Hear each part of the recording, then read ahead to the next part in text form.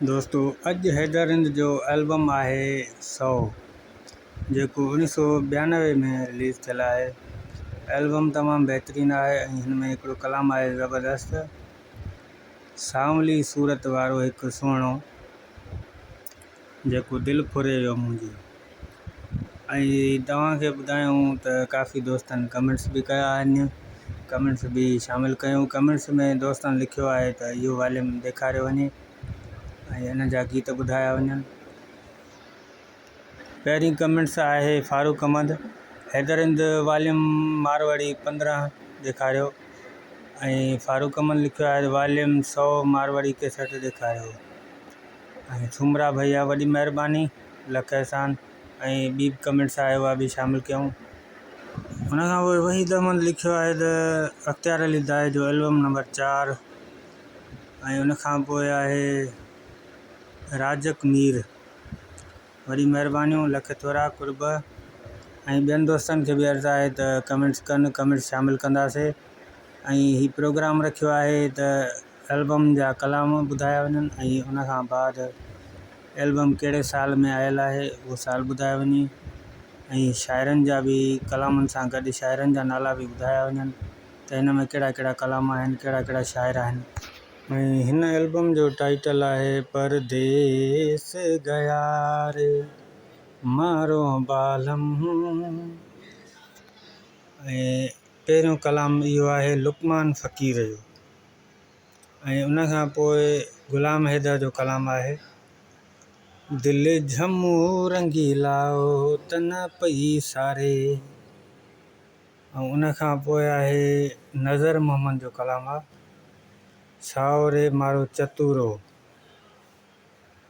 ऐं उन खां पोइ कलाम आहे अलाह ॾिने जो। कलाम जा ॿोल आहिनि मिठो कांगड़ो पियो उॾामे। उन खां पोइ आहे वरी नज़र मोहन जो कलाम आहे, कलाम जा ॿोल आहिनि हलणो मालाणी देस। उन खां पोइ लुकमान फ़क़ीर जो कलाम आहे परदेसीअड़ा वेगुअड़िया। उन खां पोइ कलाम आहे लुकमान फ़क़ीर जो पपैया प्रेम रा बोले बलम जी आज घर आयो। पपैया प्रेम रा बोले बलम जी आज घर आयो। उन खां पोइ आख़िरी कलाम आहे लुकमान फ़क़ीर जो सांवली सूरत वारो हिकु सुहिणो। एल्बम कंप्लीट थी चुको। ऐं दोस्तनि खे जे वीडियो पसंदि आयो हुजे वीडियो खे लाइक ज़रूरु कनि ऐं दोस्तनि ताईं शेयर कनि त जीअं दोस्त जेके एल्बम ऐं कलाम ॻोल्हींदा रहनि था, यूट्यूब ते सर्च कंदा रहनि था, उन्हनि जे लाइ ही ख़ासि वीडियो आहे त उन्हनि खे ख़बर पइजी वेंदी त हिन एल्बम में इहे कलाम आहिनि।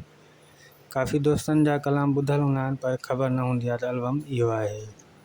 ऐं उन्हनि दोस्तनि जा एल्बम ॿुधल बि हूंदा आहिनि पर सिर्फ़ु इन जानकारी जे हिसाब सां मां कमु रखियो आहे त जीअं दोस्तनि खे थोरी सहूलियत थी पए ऐं असांजो बि कमु हलंदो, तव्हांखे बि मतिलबु सहूलियत थींदी रहंदी।